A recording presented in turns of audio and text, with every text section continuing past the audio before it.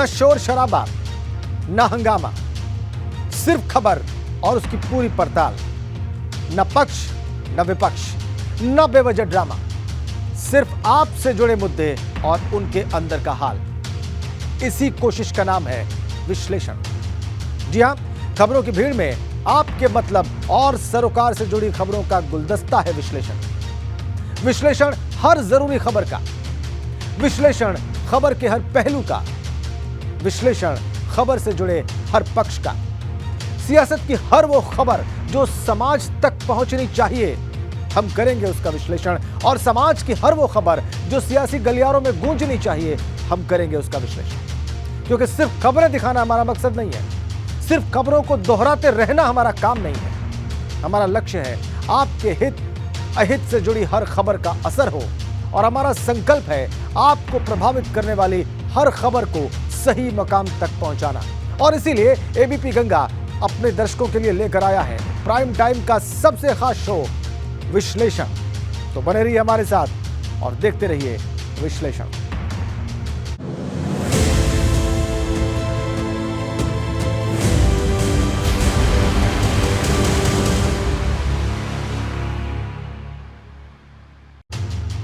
और आज विश्लेषण होगा सबसे पहले आजमगढ़ की उस जंग का जिसका तनाव पूरे प्रदेश में देखा जा रहा है। क्योंकि 23 जून को चुनाव है। भाजपा ने जहां निरहुआ पर दांव खेला है, वहीं समाजवादी पार्टी अभी तक तय नहीं कर पाई है कि उसकी तरफ से कौन उम्मीदवार होगा। यही हाल रामपुर में भी है। सपा की तरफ से 2 लोगों ने पर्चा खरीदा है। पहला आजम खां की पत्नी तजीन फातिमा ने, दूसरा असीम रजा ने। और अब सवाल बड़ा है कि साफ साफ नाम का ऐलान करने में इतनी देरी क्यों हो रही है।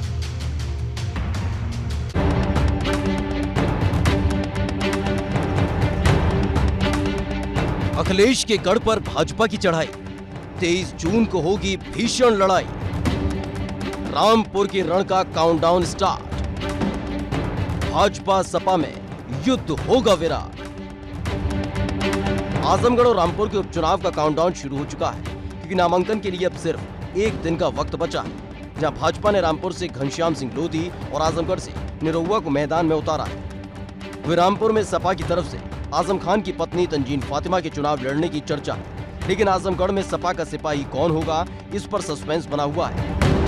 क्योंकि जहां पहले डिंपल यादव के नाम की चर्चा थी, वहीं अब पूर्व मंत्री वसीम अहमद की पत्नी शमा वसीम को चुनाव लड़ाने की तैयारी है। लेकिन फाइनल नाम किसका होगा, ये अभी तक साफ नहीं हो पाया है। आजमगढ़ और रामपुर की लोकसभा सीट के लिए नामांकन का कल अंतिम दिन है। भारतीय जनता पार्टी ने दोनों ही सीटों के लिए अपने प्रत्याशियों के नाम का ऐलान कर दिया है और अब दोनों ही प्रत्याशी कल अंतिम दिन अपना नामांकन करेंगे। लेकिन अब सबकी निगाहें टिकी है समाजवादी पार्टी की तरफ, क्योंकि पार्टी की तरफ से अभी तक एक भी प्रत्याशी के नाम का ऐलान नहीं किया गया है। कई नामों की चर्चा जरूर हुई, लेकिन अब सबको इंतजार है कि आखिर इन दोनों सीटों पर पार्टी किसे प्रत्याशी बनाएगी। आपको बता दें कि रामपुर आजम खान का गढ़ रहा है। जब आजम खान जेल में थे तब भी उनके वर्चस्व को कोई चुनौती नहीं दे पाया। लेकिन इस बार भाजपा ने आजम खान के गढ़ को हिलाने के लिए उन्हीं के पुराने साथी रहे घनश्याम लोधी को हथियार बनाया, जो इसी साल जनवरी में सपा का दामन छोड़कर भाजपा में शामिल हुए थे। हमें पहले चुनाव का है लक्ष्य जीतना। जीतने के बाद में जो हमारे यहाँ की जो विकास हैं, जो हमारे गंगा जमनी तहजीब है, उसे कायम करने का मैं काम करूँगा यहाँ पर। नहीं, चुनौती राजनीति में कोई चुनौती नहीं होती है। वो अपने दल के लिए काम करेंगे, हम अपने दल के लिए काम करेंगे। दल ने हमारे भारतीय जनता पार्टी ने मुझे भरोसा किया है ना, उसे भरोसे पर खरा उतरने के लिए मैं काम करूँगा। लेकिन बड़ा सवाल ये है कि क्या घनश्याम सिंह लोधी के सहारे भाजपा रामपुर जीत पाएगी? क्योंकि 2014 में भाजपा ने रामपुर में कमल खिलाया था, लेकिन 2019 में जब आजम खान खुद मैदान में उतरे तो भाजपा को हार का सामना करना पड़ा। ऐसे में क्या आजम खान की पत्नी तंजीन फातिमा को भाजपा के घनश्याम सिंह लोधी टक्कर दे पाएंगे? वैसे जानकारों की माने तो भाजपा की कोशिश रामपुर में हिंदू वोट को एकजुट और मुस्लिम वोट में बंटवारा करने की, क्योंकि रामपुर में करीब 50% आबादी मुस्लिम और 50% आबादी हिंदू है। लेकिन सपा और कांग्रेस की तरफ से मुस्लिम उम्मीदवार होने से मुस्लिम वोट का बंटवारा तय माना जा रहा है। ऐसे में अगर भाजपा की रणनीति काम कर गई तो रामपुर में बड़ा खेल हो सकता है। लेकिन सबसे बड़ा सवाल आजमगढ़ का है, जिसे भाजपा ना 2014 में जीत पाई और ना ही 2019 में। इतना ही नहीं, 2022 में जब पूरे प्रदेश में भाजपा की प्रचंड लहर चली तब भी भाजपा यहाँ कमल नहीं खिला पाई। आजमगढ़ की सभी 10 सीटें सपा ने जीती, लेकिन उपचुनाव की जंग में भाजपा ने पूरी ताकत लगा दी है और यादव वोट में बंटवारे के लिए एक बार फिर से भोजपुरी स्टार दिनेश लाल यादव ने रहुआ पर भरोसा जताया। कोई बात नहीं है। देखिए क्या है कि ईश्वर ने उनको यहाँ से छोड़ने के लिए जो ज्ञान दिया कि आप आजमगढ़ छोड़ दीजिए, वो कहीं न कहीं भगवान भी चाहते हैं कि आजमगढ़ जो है वो भारतीय जनता पार्टी के साथ जुड़े और भारतीय जनता पार्टी की सरकार में रह के और जो विकास यहाँ रुका हुआ है वो थोड़ा तेजी पकड़े और गोरखपुर की तरह और बनारस की तरह मेरा आजमगढ़ भी चमकने लगे। लेकिन क्या निरहुआ आजमगढ़ में भाजपा के लिए कमल की खेती कर पाएंगे? क्योंकि 2009 में भाजपा आजमगढ़ जीती थी, लेकिन तब रमाकांत यादव भाजपा की तरफ से उम्मीदवार थे। मतलब सीधा है, आजमगढ़ जीतना है तो यादवों को अपने पाले में लाना होगा।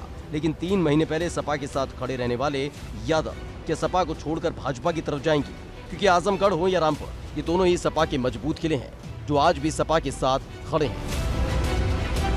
Bureau report, ABP Ganga.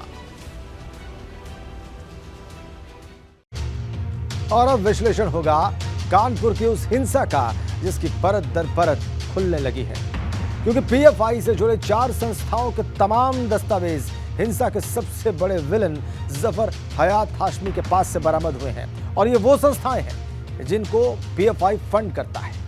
वहीं कानपुर हिंसा में अब एटीएस की भी एंट्री हो चुकी है, क्योंकि हिंसा के मास्टरमाइंड जफर हयात हाशमी और उसके 3 साथियों को 14 दिनों की न्यायिक हिरासत में भेज दिया गया है। लेकिन इसके तार कहां तक फैले हैं, इसका खुलासा अभी भी बाकी है। ये वर्तमान स्थिति है। कल पुलिस कस्टडी रिमांड मांगेगी और कुछ और आरोपियों को कोर्ट के सामने पेश करेगी, क्योंकि आज का दिन रविवार का था और आज रेगुलर कोर्ट्स नहीं थी, स्पेशल मजिस्ट्रेट बैठे थे जिसमें जफर हयात हाशमी और उसके साथ कुछ आरोपियों को पेश किया गया। लेकिन कल सोमवार का दिन है, कल रेगुलर कोर्ट होगी और कल पुलिस की कोशिश होगी कि इन आरोपियों की कस्टडी रिमांड ली जाए और उसके बाद उनसे पूछताछ की जाए और पीएफआई या कोई और कनेक्शन है या उससे फंडिंग हुई है तो उसको सामने लाया जाए।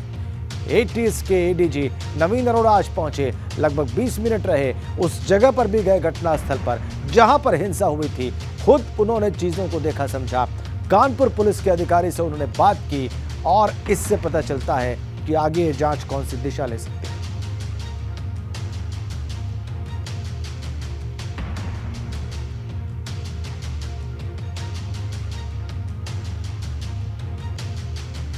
तो ये वर्तमान ताजा स्थिति है इस सारे मामले की। जांच इस दिशा में भी आगे बढ़ रही है कि पीएफआई ने क्या फंड किया और जफर हयात हाशमी का इसमें क्या रोल था, पीएफआई से क्या कनेक्शन था। कानपुर हिंसा का पीएफआई कनेक्शन, दंगाइयों पर बुलडोजर करेगा एक्शन। 14 दिन की न्यायिक हिरासत में मास्टरमाइंड, एटीएस खोलेगी कानपुर हिंसा की फाइल। जुमे की नमाज के बाद कानपुर में हुई हिंसा की परत अब खुलने लगी है, क्योंकि जिसे अचानक हुई हिंसा समझा जा रहा है, असल में वो सोची समझी साजिश थी, क्योंकि अब कानपुर हिंसा में पीएफआई का कनेक्शन सामने आया है।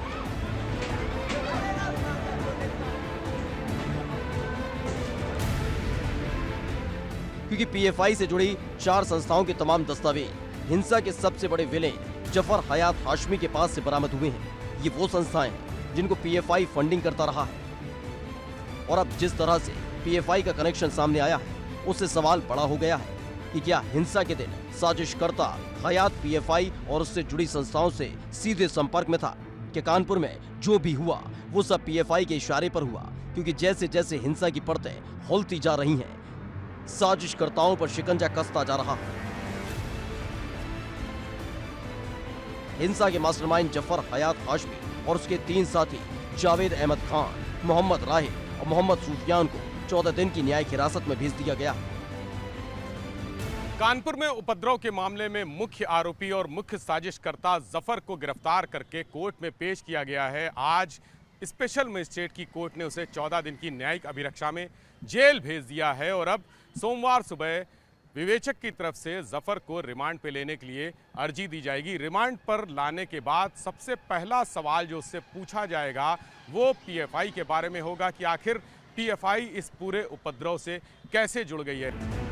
वही व्हाट्सएप चैट से भी कई खुलासे हुए हैं। एमएमए जौहर फैंस एसोसिएशन के व्हाट्सएप ग्रुप पर बवाल के साक्ष्य मिले हैं। जानकारी के मुताबिक ग्रुप में बड़ी तादाद में लोग जुड़े हैं। एक तरफ जफर हाशमी 3 जून की बाजार बंदी को रद्द करने का दावा कर रहा था, लेकिन दूसरी तरफ एसोसिएशन के व्हाट्सएप ग्रुप में पूरी साजिश की जा रही थी कि किस तरह से बंदी करनी है। लेकिन जिस तरह से इस केस में पीएफआई का कनेक्शन सामने आया है, उसके बाद अब जांच का जिम्मा एटीएस ने संभाल लिया है।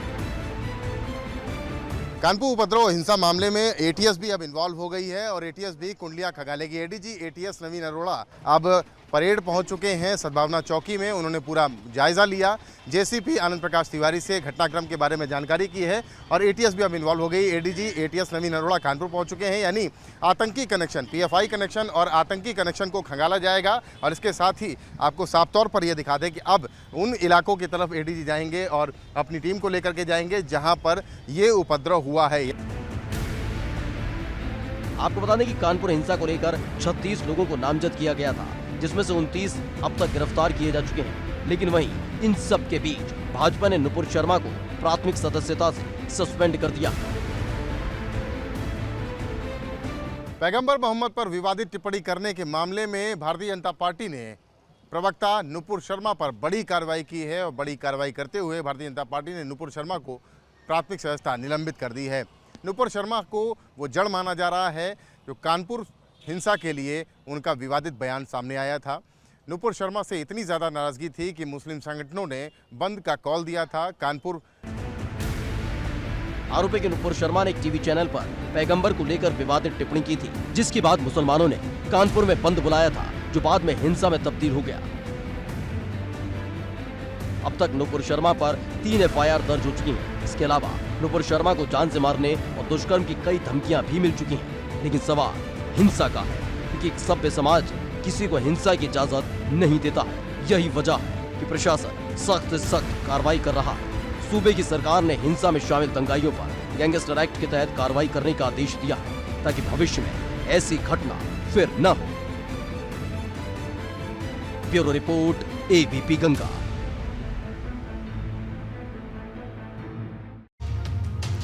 और आइए अब विश्लेषण होगा अल्पसंख्यक के मैथमेटिक्स का, गणित का, क्योंकि कथावाचक देवकी नंदन ठाकुर ने सुप्रीम कोर्ट में एक याचिका दाखिल कर दी, जिसमें उन राज्यों का हवाला दिया गया है जहां हिंदू अल्पसंख्यक हैं, लेकिन उन्हें वो हक नहीं मिलते जो दूसरे अल्पसंख्यकों को मिलते हैं। अपनी इस याचिका में देवकी नंदन ठाकुर ने उन 9 राज्यों का जिक्र किया है जहां हिंदू अल्पसंख्यक हैं।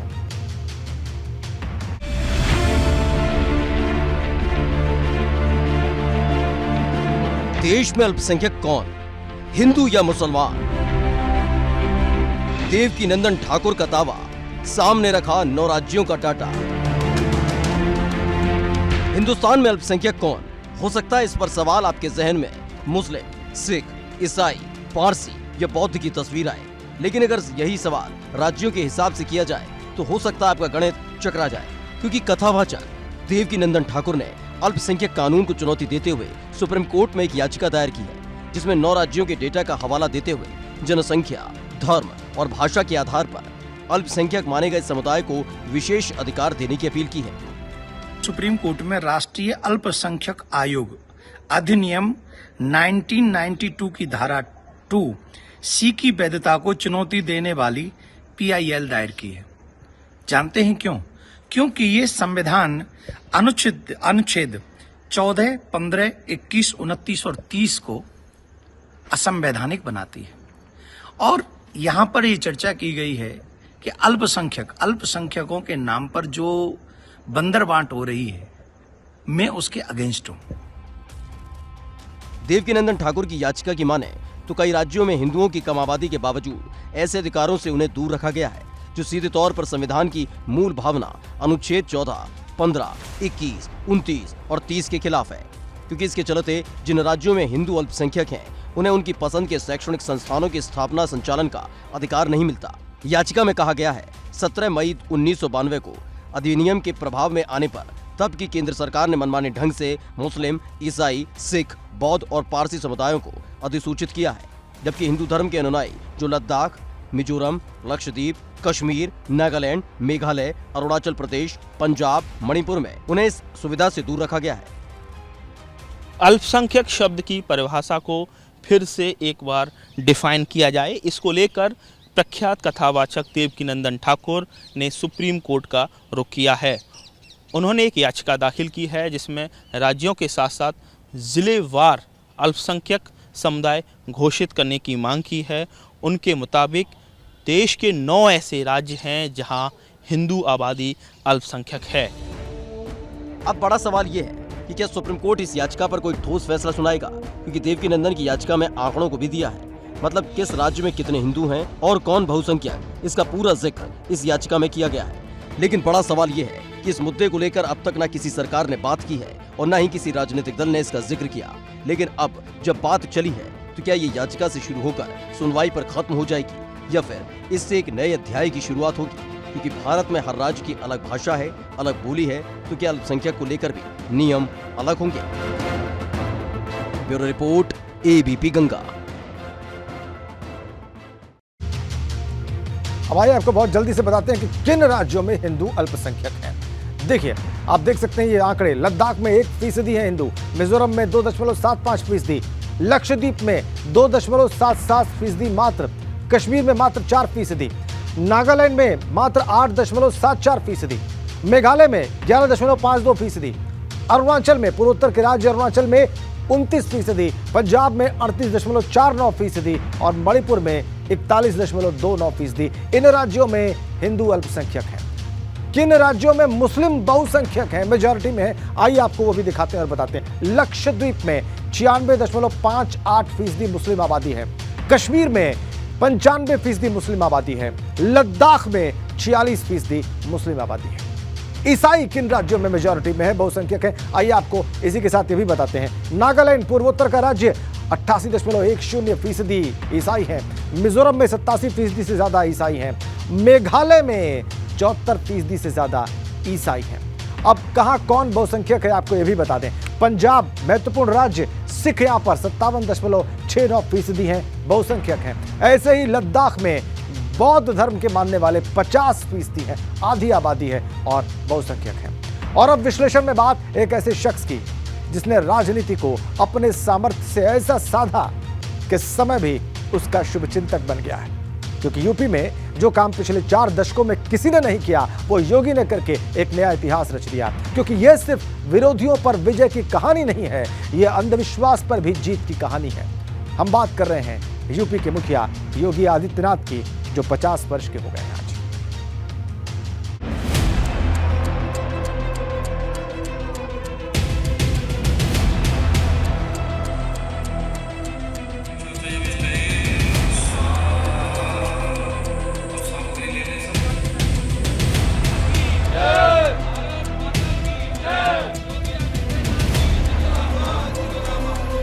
मुख्यमंत्री योगी आदित्यनाथ देश के सबसे बड़े सूबे के मुखिया, जिन्हें समय को साधना और अपने विरोधियों पर विजय हासिल करना बखूबी आता है। क्योंकि योगी आदित्यनाथ सिर्फ एक नाम नहीं है, यह अनहोनी को होनी में बदलने का दूसरा नाम है। क्योंकि जिस उत्तर प्रदेश में पिछले 37 सालों में कोई सरकार रिपीट नहीं हुई, उस उत्तर प्रदेश में दोबारा कमल खिलाकर साफ कर दिया है कि अगर योगी हैं तो सब मुमकिन है। योगी ने सिर्फ अपने विरोधियों को नहीं डराया, नोएडा के उस अंधविश्वास को भी हराया जिसके जाल में न जाने कितने नेता दशकों से फंसे रहे। उत्तर प्रदेश के हमारे मुख्यमंत्री श्रीमान योगी आदित्यनाथ जी को भी बधाई देता हूं। जब उनके सामने आया कि फलानी जगह पे नहीं जाना चाहिए, ढिकनी जगह पे नहीं जाना चाहिए, योगी जी ने कहा मैं विज्ञान में विश्वास करता हूं, और वो चले गए और दोबारा मुख्यमंत्री भी बन गए। सूबे के मुखिया योगी आदित्यनाथ 50 साल के हो गए हैं। उनके जन्मदिन पर यूपी ही नहीं पूरे देश में उत्सव का माहौल है। कहीं मंदिर में पूजा हो रही है तो कहीं 5100 किलो के लड्डू से भोग लगाया जा रहा है, कहीं केक काटा जा रहा है तो कहीं गरीबों को भोजन कराया जा रहा है। कोई गोरखपुर, क्या लखनऊ, हर कोई अपने मुख्यमंत्री को उनके जन्मदिन पर बधाई दे रहा है, लेकिन सीएम योगी ने अपना जन्मदिन वृक्षारोपण लगाकर पर्यावरण दिवस का संदेश देते हुए बड़ी ही सादगी के साथ मनाया। मुख्यमंत्री योगी आदित्यनाथ के जन्म दिवस पर आज उन्हें बधाई देने वालों का तांता लगा हुआ है। कोई उन्हें मिलकर, तो कोई सोशल मीडिया के माध्यम से, तो कोई होर्डिंग और बैनर के माध्यम से उन्हें बधाई दे रहा है। बात अगर यूपी की सियासत की करें तो मुख्यमंत्री योगी आदित्यनाथ ने कई रिकॉर्ड बनाए भी और कई रिकॉर्ड तोड़े भी हैं। सालों के बाद ऐसा हुआ जब उत्तर प्रदेश में किसी एक ही दल की सरकार को दोबारा सत्ता में वापस आने का मौका मिला है और इसके लिए कहीं ना कहीं क्रेडिट मुख्यमंत्री योगी आदित्यनाथ को भी जाता है। सीएम योगी को प्रधानमंत्री ने बधाई दी तो राष्ट्रपति रामनाथ कोविंद ने उनके जन्मदिन पर एकता का संदेश दिया। जहां संत कबीर नगर में कबीर की मजार पर चादर चढ़ाई तो काशी में बाबा विश्वनाथ के मंदिर में विधि विधान के साथ जलाभिषेक किया गया।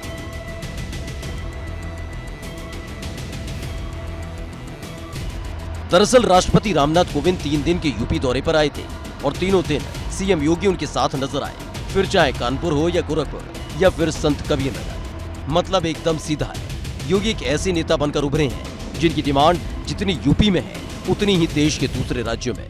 आलम यह है उनका बुलडोजर मॉडल अब दूसरे राज्यों के मुख्यमंत्रियों को भी पसंद आने लगा है। Bureau report, ABP Ganga. विश्लेषण में अब बात करेंगे उस ज्ञानवापी की जिसको लेकर घमासान बढ़ता जा रहा है, क्योंकि जहां एक तरफ स्वामी अविमुक्तेश्वरानंद अनशन पर बैठे हुए हैं, वहीं काशी विश्वनाथ मंदिर के पूर्व महंत कुलपति तिवारी ने कार सेवा का ऐलान कर दिया है। लेकिन बात सिर्फ ज्ञानवापी की नहीं है, आगरा की जामा मस्जिद की भी है। रिपोर्ट देखिए। ज्ञानवापी पर घमासान, अनशन के बाद कार सेवा का ऐलान। धर्म वाली लड़ाई धमकी पर आई। ज्ञानवापी मस्जिद में जब से शिवलिंग का दावा किया है तब से शिवलिंग को लेकर जंग छिड़ती जा रही है, क्योंकि शिवलिंग की पूजा को लेकर स्वामी अविमुक्तेश्वरानंद अनशन पर बैठे हुए हैं। वहीं काशी विश्वनाथ मंदिर के पूर्व महंत कुलपति तिवारी ने ज्ञानवापी को लेकर कार सेवा का ऐलान कर दिया है।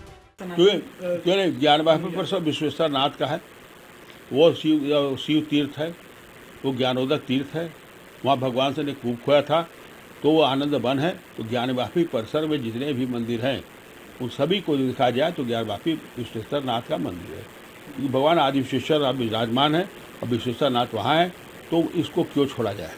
हमारे मुस्लिम भाई प्रथम तल पे नमाज पढ़ते हैं, नीचे मेरा मंदिर है, तो नीचे मुझे पूजा करने का मुझे उसी तरह अधिकार है जैसे उनको नमाज पढ़ तो है, और नहीं तो उनके नमाज को तत्काल बदले जब तक कि निर्णय न हो जाए तब तक दोनों पक्षों को कोई।